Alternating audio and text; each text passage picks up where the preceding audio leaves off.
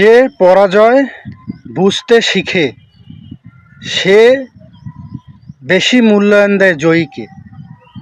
আপনি যদি পরাজিত না হন, আপনি জিততে পারবেন না। জীবনে চলতে গেলে আপনাকে পরাজয় হতেই হবে, তাহলে তো না হলে আপনি জয়ী হলে সেটার মূল্য থাকলো না। আপনাকে হারতে শিখতে হবে। এক কথায়, আপনি যখন হারবেন তখন আপনি শিখবেন, আপনি যখন ভুল করবেন তখন আপনি জানবেন। মানুষ, একটা কথা মনে রাখবেন, মানুষ তখনই আপনাকে মূল্যায়ন করবে যখন আপনি ভুল করতে করতে করতে করতে শিখছেন, শিখে গেছেন, তখন মানুষ আপনাকে মূল্যায়ন করবে। আপনি আগে হারতে শিখুন, আগে দাঁড়ান, উঠে দাঁড়ান, তারপর ব্যর্থ হন, আবার ব্যর্থ হন, আবার ব্যর্থ হন, ব্যর্থ হতে হতে একটা সময় আপনি জয়ী হয়ে যাবেন।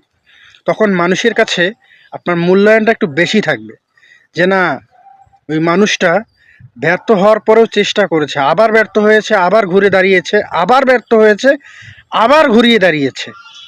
তো আপনি যখন ব্যর্থ হবেন, আপনি যখন দেখছেন আপনি আর পারতেছেন না, ঘুরে দাঁড়ানোর চেষ্টা করতেছেন, আবার দেখতেছেন পারতেছেন, আবার চেষ্টা করতেছেন, একসময় চেষ্টা করতে করতে আপনি সফল হবেন। ব্যর্থ হবেন, সফল হবেন। ব্যর্থ না হওয়া পর্যন্ত আপনি সফল হতে পারবেন না। আপনি যেই হন, যাই হন, আপনাকে সফল হতে হলে ব্যর্থতার পরীক্ষা দিতেই হবে। ব্যর্থতাই আসল পরীক্ষা। আপনাকে ঘুরে দাঁড়ানোর সুযোগ করে দেয় এই ব্যর্থতা। আপনি যদি ব্যর্থ হতে পারেন জীবনে, তাহলে আপনি সফল হতে পারবেন। সফল তো একদিনে হতে পারবেন না, সফল তো একদিনে হওয়া সম্ভব না। যখন আপনি সফল হয়ে গেলেন, তো তখন তো সফলে হইলেন। কিন্তু ব্যর্থতাও একটা পরীক্ষা। ব্যর্থতা আপনাকে শেখাবে আপনার কোথায় ভুল হয়েছে, কোথায় ঠিক হয়েছে, কোনটা আপনার ভুল, কোনটা আপনার সঠিক। এটা আপনি নিজে উপলব্ধি করতে পারবেন, আপনি বুঝতে পারবেন। আমি ভাই মোটিভেশন দিচ্ছি না। আপনি যে আমাকে এতক্ষণ ধরে দেখছেন, এটা মোটিভেশন না, এটা আপনাকে জানতে হবে। ব্যর্থতা শুধু পরীক্ষা মাত্র। আপনিও সফল হবেন, কিন্তু ব্যর্থতার পরীক্ষা আগে আপনাকে দিতে হবে। ব্যর্থতার সার্টিফিকেট আগে অর্জন করতে হবে, তাহলে জীবনে সফল হবেন। এমন অনেক মানুষ আছে দিনের পর দিন না খেয়ে, মনে করেন শুধু ব্যর্থতার পরীক্ষা দিয়ে যাচ্ছে।